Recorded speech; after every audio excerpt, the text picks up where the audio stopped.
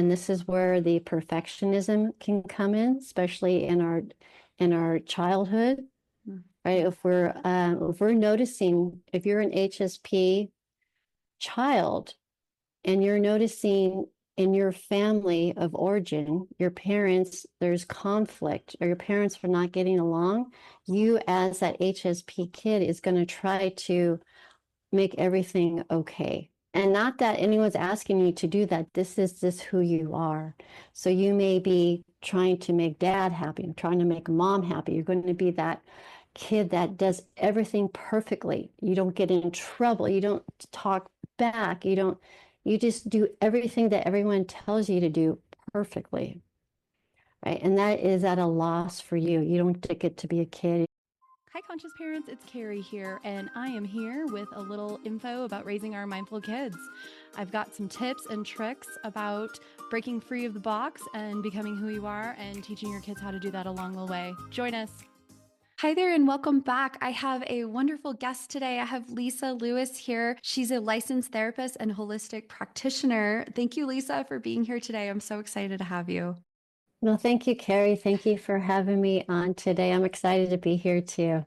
Yeah, it's so lovely to connect with somebody who works with highly sensitive people. I feel like that is a diamond in the rough. I don't know if many people, it's a growing area. So I'm really excited to connect with you and talk about that. I was sharing with you that as a highly sensitive parent, as I'm online, actually I didn't share this part, but as I'm online a lot and talking to other parents and connecting with other parents, I'm finding so many parents are exhausted, trying to get through day to day to day.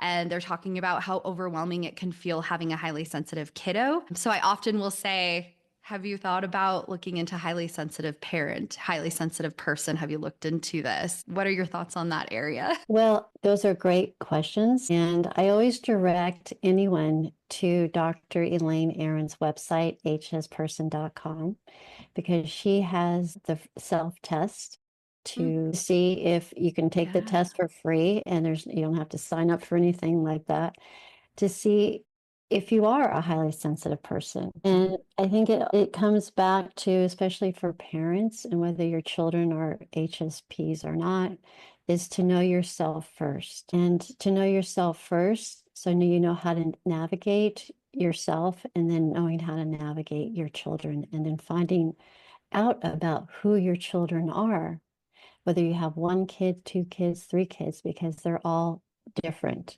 and they all have different needs. I have three children myself that are young adults. And I mean, I know so much more now that I did as a parent, parenting my kids. And part of that is because I became a therapist during their childhood. And so I feel like I didn't know anything. Now I know so much. And I'm like, wow, I wish I could go back and do it all over. I think probably every parent says that. And that's okay, because each person, I think, has their own journey and path in this life. And as a parent, whether you're an HSP or not, teaching your children how to be an adult in this life.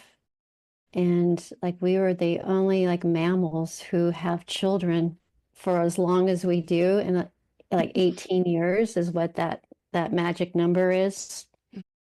All of a sudden you're now an adult. And so teaching them as best that we can how to be an adult in this world. Yeah. Yeah, that's true. At 18 years is a long time to think about.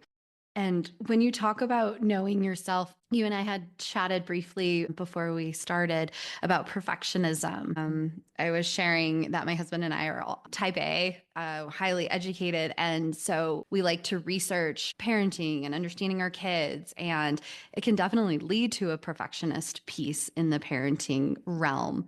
And then being highly sensitive as well, highly sensitive parents, it definitely can lead toward wanting to keep everything perfect in our kids' lives or perfect in their environment. Yes. And I think I was, or I don't think I am as much anymore a perfectionist, but I can definitely identify as being a perfectionist as a child myself, and also into the parenting and wanting to provide like a perfect environment for my children. And I think all parents to some degree want to like provide an insular environment for their kids so they don't get hurt, they don't get beat up, whether it's, by another kid or by a grown up or by words or whatever it is. Like, we don't want to see our children hurt in any way. And that's not how life works. Mhm. And that to like provide tools for them so they know how to navigate and pick themselves back up. And also that whether you're a perfectionist or not, that coming back to a family who cares about you and loves you, that you can show emotional support. So then they can go back out in the world, whether they're 6 years old, 16 years old, 26 years old, and know like, hey, I know how to navigate this, or I'm learning how to navigate what's coming at me or towards me because I have a family that's raised me as best that they can to given me tools to help do that. Are there pieces too that can come up as we notice these perfection pieces as a parent? Are those like opportunity? I think of those as opportunities for healing, growing, learning. Is that like when the challenges arise and things aren't going perfectly? I feel like so often as a parent, that can be a time where we can tune in and look for in ourselves what we're wanting to change or needing to heal. What are your ideas Yeah. there? So I know for me, as a perfectionist and wanting like to help my children, that I think I took away learning opportunities for them to grow as a child. And I think it's not because something that necessarily did. I think it was the environment that I was in. It even goes to like the basics of like where I lived, the neighborhood I lived in, and not having access to other children nearby. Like I had to plan like play dates. And so then planning play dates is like, okay, I talk to the other parent. Are they going to be Mhm. home? Are they available? Okay, when can I drop them off? Or can they come over? And when are they going to be picked up? So there's like all these moving parts to help my kid have like a normal life or normal childhood experiencing with other children, but also that as a parent having to do that, help with that. Or maybe even when I was growing up, I didn't have that. I just Mhm. like, hey, this is where we live. You have to go out and find kids in the neighborhood and you have to find a way to get there or they come, come to us. So I think there is, and this generation, there is a huge difference in that we're laying out or trying to make it so easy for our kids or having the same things that we wanted as a kid. But there's all these other moving parts and steps that Mm. are taking place and it's eating up so much time. So I'm not sure that even answered your question, but that's where the question took me. Okay. Yeah, my husband and I definitely try to emulate the 90s is what we always joke about for raising our kids because that was when we grew up and it was pre-internet era. I think we had computers and some internet, but it wasn't like in your tablet or phone. So we try to emulate that, but you're right. Even if you're trying to emulate that, there are other kids out there on phones and social media and having all of these different balls of busy families, both parents oftentimes having to work nowadays. So these busy schedules that we all have, it's not like Johnny can walk next door and ask Susie to play as often as what you're explaining in a more simple time. Yeah, yeah, and I think that's beautifully said, a simple time. And I wish that it doesn't feel like parenting is always that simple. Or how come it's not simple? Are we making it not simple? Or Mm, society not making it simple? Is electronics, all these devices that we all own, not making it simple? mhm. Yeah. Yeah. Yeah. Definitely. There's so many balls to keep in the air as a parent and trying to make all of these decisions. Um, as far as For highly sensitive parents, if they're feeling these moments of overwhelm or such, what would be some ideas? Do you have any ideas for parents going through this right now? Yeah, so I like to use Dr. Elaine Aron's acronym DOES, DOES, Hmm. to explain what highly sensitive persons experience. The first one, D, and now I'm forgetting one, I'm forgetting it. Oh, depth of processing. Okay. So as a highly sensitive person, and you might even find this in your children, like we love to have deep conversations. The surface level conversations don't cut it for us. So if we even become uh, close to talking to people, that if we find someone that can go really deep, even like deep as, let's talk about like how the world started, how come we're all here? What does that mean? What is the Mhm. purpose of life? Like we found our people. And you can even find this in your children and this like the things that they're reading, the things that they talk about. And when you start to notice that about your children, especially if you think they're a sense that they're HSPs and you start to bring that out in them, it's like, whoa, like just hold on to your seat because it's going to be a lot of information coming out. Mhm. Excuse me. The O stands for overstimulation. So this is when we can get overstimulated, overwhelmed in our environment. And that could just be like by lights, sounds, having a chaotic environment and being in large crowds, like maybe a no or just for short periods of time. So watching out that for yourself or for your children, how they respond or react in large crowds. This is when you see yourself or maybe your children needing to stand back, like at the edge and just watch first before they engage or participate. Like even like if you think about yourself going to a party, do you like to be on the perimeter, just checking out the getting the lay of the land, or are you like more like no, you just jump right in and you just start talking to whoever is right in front of your face. Okay. So the E is the empathetic part, the caring part. And this is where we have to be careful because this is where we see the people pleasing, over giving of ourselves, wanting to take care of others. And this is where the perfectionism can come in, especially in our childhood. If we're noticing, if you're an HSP child, and you're noticing in your family of origin, your parents, there's conflict, or your parents are not getting along, you as that HSP kid is going to try to make everything okay. And not that anyone's asking you to do that. This is just who you are.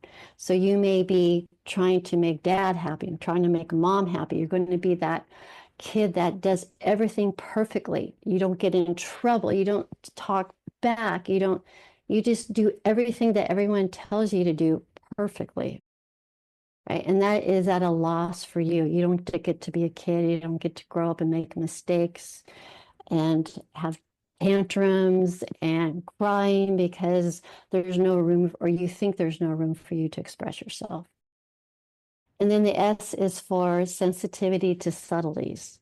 And these are that the HSPs notice all those nonverbal cues they pick up. You just walked into a room, like, oh wow, there was a fight going on here. There's something uncomfortable about it. You pick up all of these subtleties. And this is where that sense of overwhelm comes in, overstimulated, because you're like noticing everything and it doesn't feel like you even have skin on. And then you're just like flooded, not Mhm. sure what to do. And then you go into like a freeze response or a fight response, that survival mode. And usually it's just more of overstimulation and you start to shut down and you start to isolate, withdraw. You may even see this with your kids, especially if they go to school. And then when they come home, they're just like, they just need to be by themselves to like recharge. So that's one of the things that HSPs as adults, they need to go inward, have time to be with yourself, kind of like let go of all that, what's happened during the day, whether you're at work, whether you're at Mhm. school, and just like, whew, that was a lot. And sometimes that being a lot is I need to take a nap because I need that ability to recharge myself. Yeah. Ever feel like you're doing all the things, gentle parenting, routines, therapy, but something's still missing? What if the missing piece is spirituality? Take our free quiz right now. What kind of woo are you as a parent? It's fun, quick, and reveals your unique spiritual style so you can parent with more flow, trust, and alignment. Because we parents don't need more shoulds in our lives. Let's lean into our strengths. Click the link in the show notes below. Happy days, spiritual parents. Yep. Wow. It's so interesting as an HSP. I feel like my whole entire life, everybody has always told me to journal. And at the end of the day, sometimes I just want to lay down and not, be in a quiet, calming corner watching some really bad TV, just checked out. And picking up a journal was often a lot of work. So it's so interesting how many times it's been brought to my attention. I'd say like 15 times in my life, people have mentioned it to me. If you are not interested in journaling, what's a great way to release at the end of the day? Well, as a energy healing practitioner Yeah. and also Reiki certified, and Oh, I cool. just started doing qigong again, which is Do a all of those. Yeah. oh, you do all those too. That's Yeah, I great. love it. So my teacher, Dr. Maria Furlano, who I love, and she's like, it's called shaking the bones. And you Yep. just get up and you just shake. You just shake it off, and you Love just it. shake for a couple minutes, 5 minutes, or she's like, or you could shake like a tree, and you're just Mhm. shaking like a tree. And if you do this with your kids, do them Yes. with them, right? And if you think about mammals in the wild, when they are Mm. being chased, right? They run away or they freeze, play dead. And then when the environment is safe again, like what is the first thing they do? Move. They shake it off. So they shake it off. They're rewiring their nervous system. And then they go back to what they were doing. They were grazing or they were hanging out with each other, grooming each Mm. other. Right. And that's one thing like humans we don't do. We haven't learned how to shake it off. Yeah. Right. And if we look at HSPs, which there are 20 to 30% of the population, right? And this is not a mental health disorder. It's Hmm. something that we're born with. It's an innate personality. Personality. Okay. Yep. Yet it's part of who we are. We can't like get rid of it, even though we want to get rid of it or we wish we could get rid of it. But we are 20 to 30% of the population, half men, half women, and our purpose is to be on the perimeter. And our purpose is to have those sensitivities because we are looking out for danger. So we're our herd mentality. Oh, there's danger. We have to alert the herd to run, to hide, to freeze, whatever that is. So that's who we are. And then it's whether our society, like I haven't lived in other cultures, other countries, Right. where it is more acceptable to be sensitive as a man or a woman. And in our culture here in the US, it's not. And it's hard for HSP to feel like they fit in. And you may find in your whole life, where do I fit in? Where do I belong? And I'm not feeling like I belong anywhere. Right. And that comes back to, well, if you're HSP as a parent, as an adult, and you have HSP, it's like maybe this your where you belong is just right there in your nuclear family. Wow. I Mm. can't imagine growing up in a culture where AHSP was just part of the norm, right? It wasn't like, I feel like in our society, sometimes in the American culture, we want to label it or we want to, I don't know, we want to find find the things wrong with it. Like you said, like you can't get rid of it. Mhm. I think in our house, we are identifying with highly sensitive, and I'm looking to empower myself, my husband, and my kids as HSPs. So we're talking about it as a superpower. And so we're using it as a mindset of the superpower. Like I can read the energy of a room when I walk into it.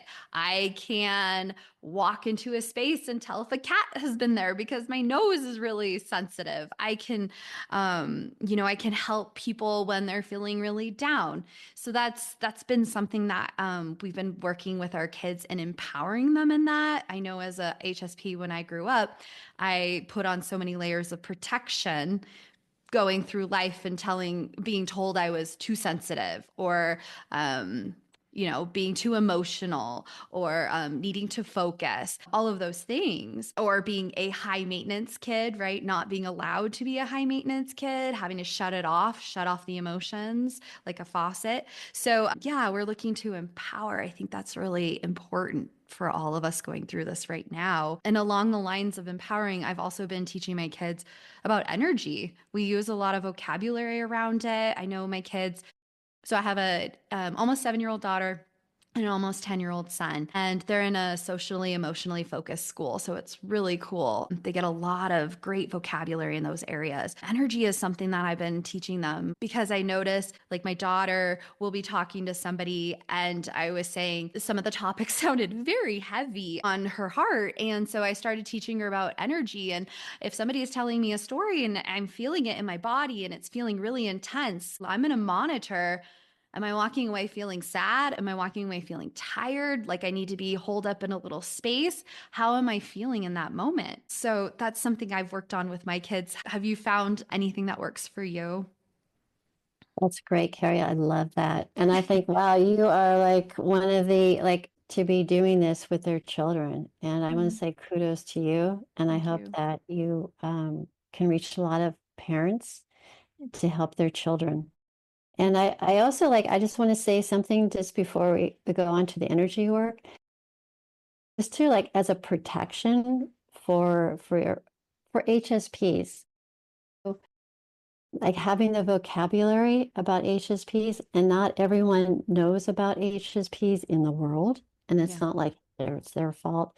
Also, they have like different language when Mm. we're out in the world where people maybe a more common language where people may understand it. And then when you're in your group of people that understand HSP vocabulary, to use that, but as a protection for you, that when you're out in the world, especially as you grow up and go out in the world, not everyone's going to get it or maybe even like it. And so Mhm. knowing how to navigate that for yourself, just as a protection. Yeah. And then going to the like the energy side of it, what I've learned, whether it's doing energy healing, Reiki, any kind of energy modality, is to have your energetic boundary, like your bubble that surrounds you, and to know what your energy feels like compared to somebody else's energy. And that learning that differentiation is what helps us navigate. Oh, wait, I'm feeling that in my heart. Is that actually me I'm feeling? Is that me? Or is that someone else's pain or suffering I'm feeling? Or whatever it is, anger, Yeah. right?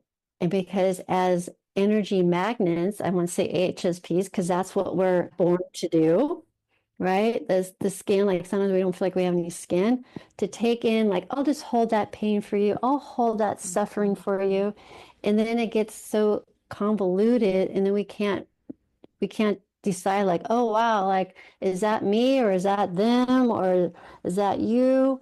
Well, I don't know. So now I just feel overwhelmed. I feel tired. I feel sick, and Yeah. then I'm drained, and then boom, we're out. Yeah. So it's learning like I'm going to have my energetic boundary, and that is like this. And I just love to do my hands in front of me, like having that bubble around me. Some people think of a Teflon shield, whatever you want to, whatever image works for you. And whatever comes at me just bounces off of me. or bounces off of my boundary and falls to the ground. And then the phrase is like, this is me and that is you. This is me and that is you. And I can be here as grounded, centered, open-hearted, while you are over there and you can be mad, angry, sad, whatever's going on. And I'm like, okay, that's not going to affect me, or I don't need to hold that or take it in. But I can let you be you while I be me. And I think that if we can teach our children how to do that, like, woo, wow. Yeah. And they have the ability. My 6-year-old, I taught my kids on the way out the door to school. We do a white light spiraling around us and then a gold light spiraling around us. And then I taught them to say positive energy only, no negative energy allowed. And so now I'll say white and gold light, and then they'll recite it.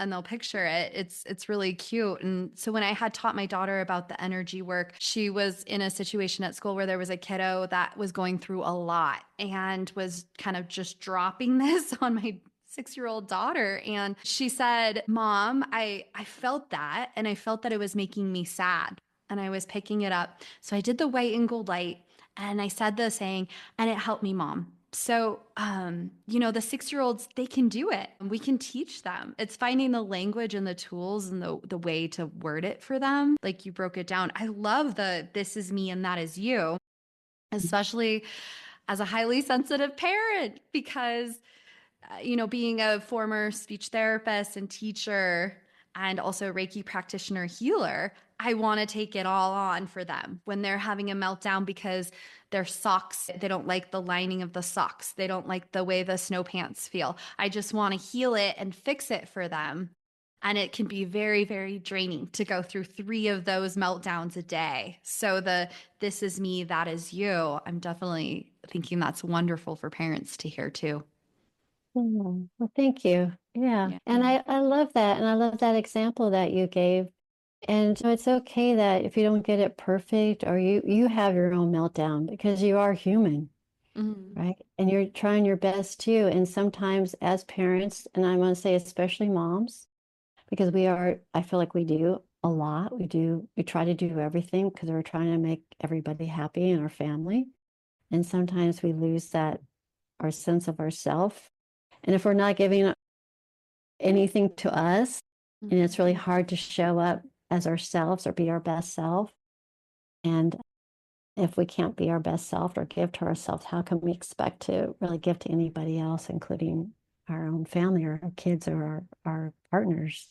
Yeah, I appreciate you saying that because I think so many of us, especially with the perfectionist piece, we think that the perfect mom is always energized, always ready, always compassionate, and able to give and receive and be present with their child. But yeah, you definitely need the recharging time. So Yeah. I appreciate it. Yeah. And the compassion for ourselves when we do have our own meltdown moments as well. I love that. I was going to ask you one last question, and you kind of touched on some of this, but what would you tell parents raising these kiddos today? That they're doing a great job.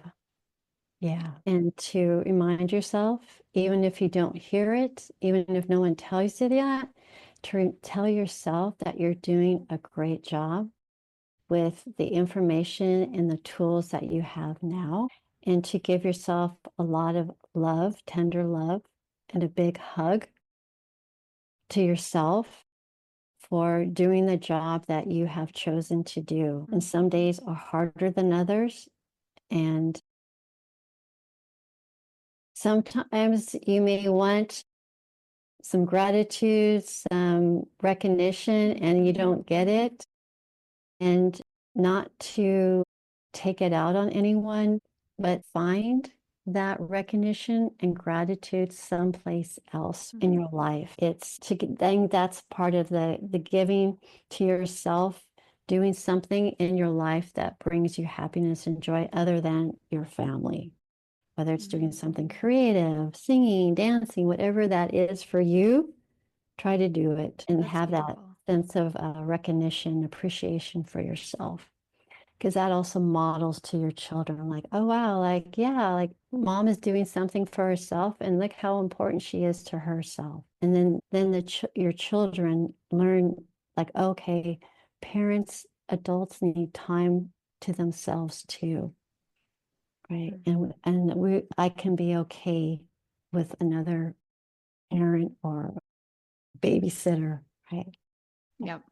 Yep. That's beautiful. It's been so lovely having you on today, Lisa. Thank you so much for your time and your energy. Well, thank you, Carrie. It's been wonderful to talk to you, and you're so easy to talk with, and I appreciate you, and I appreciate what you're bringing to the world and how you're trying to help other parents navigate this world as a parent. Perfect. Thank you so much. Well, that's a wrap. Thanks so much for tuning in, Changemakers. This is Carrie. And if you haven't done a review for us, 5 stars and a little few words about what you've enjoyed in our podcast episodes, we would really appreciate it. If you guys would like to ever message me, I would love any questions you have or any feedback at info@hearttoheartlife.com. We also have a brand new website, which we're super excited to share. It's hearttoheartlife.com. Thanks so much for tuning in, and happy life, happy times, Changemaker families. Bye. Please remember that the information shared on this podcast is educational in nature and does not constitute licensed mental health advice. If you need such advice, you should speak with a licensed professional about your unique situation. Thanks so much, happy listeners.